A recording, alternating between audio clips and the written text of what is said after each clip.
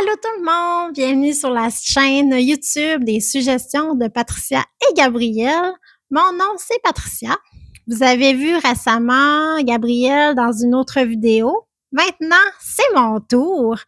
Moi, j'ai décidé de vous présenter une trilogie de l'auteur Geneviève Boucher des éditions Andera qui se nomme Gemmes, comme les pierres précieuses.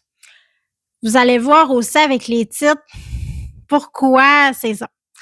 Le premier qui est émeraude, comme vous pouvez voir, c'est la couleur du livre représente la pierre.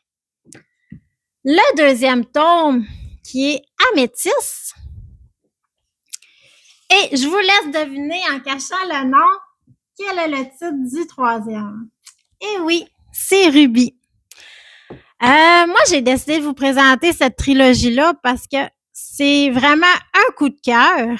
Même si j'ai adoré la plupart des livres de Geneviève Boucher, celui-ci, il y a un petit quelque chose de plus. Je vous dis, même si j'ai la plupart adoré les livres de Geneviève Boucher, parce que je vous dis ça parce que je les ai pas tous lus, ces livres, mais ceux que j'ai lus, je les ai tous adorés. Cette série-là est dans la section jeunesse, sauf que je vous dirais que c'est une lecture qui se lit très bien pour des adultes, également que des adolescentes, que des jeunes.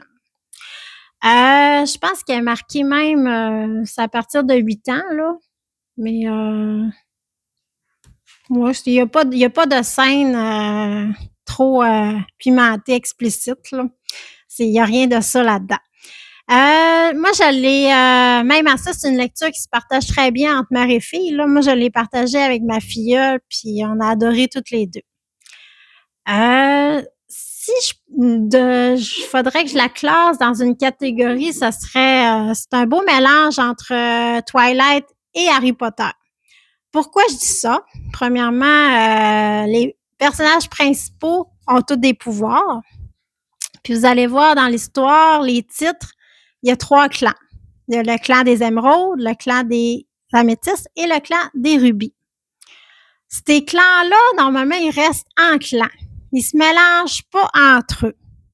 Mais peut-être que dans l'histoire, on le dit pas, il va peut-être avoir des mélanges, on ne sait pas. Bon, si je commence par le premier tome, ben dans les 3 tomes, on va suivre l'histoire, l'évolution de Caroline, qui est une adolescente de fin secondaire, qui est dans l'obligation de déménager à Rivière-du-Loup. Elle qui restait en plein centre-ville de Montréal, après la mort de sa mère, son père décide d'aller rester à Rivière-du-Loup. Il y a une raison pour ça, sauf que Caroline n'est pas au courant au départ de toutes les explications, des implications que ça, pourquoi son déménagement. C'est sûr qu'elle, au départ, elle ne sait pas qu'elle a des pouvoirs. Ça vient de sa mère, mais sa mère les a toujours reniés, ses pouvoirs. Fait que dans le fond, elle ne voulait pas que sa fille les utilise, mais le père voit une autre vision. C'est pour ça qu'ils ont déménagé dans cet endroit. On va le découvrir au fil de l'histoire.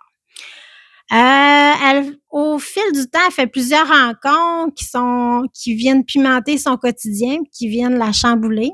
C'est pour ça qu'elle va venir avoir qu'elle a des pouvoirs.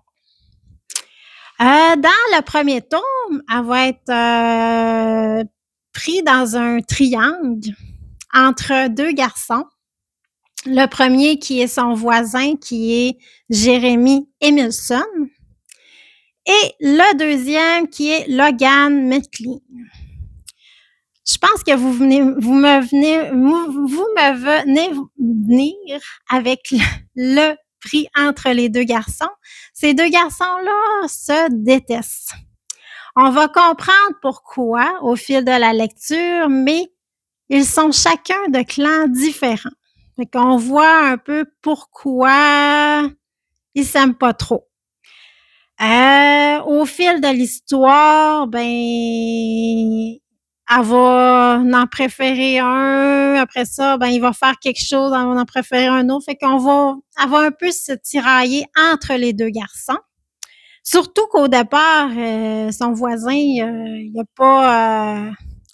a pas beaucoup d'attirance entre eux.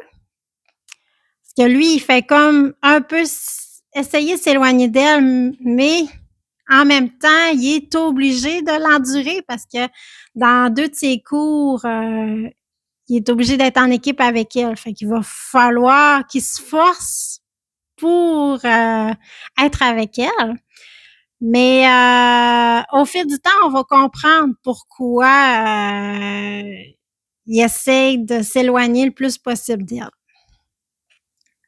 Mais au bout du compte, peut-être qu'il va être toujours amené à elle aussi. L'histoire va nous le dire. Dans le deuxième tome, ben là, on va voir l'évolution. Ben là, on se doute un peu que Caroline sait qu'elle a des pouvoirs, là. Et elle va rencontrer plein de contraintes qui vont l'amener à...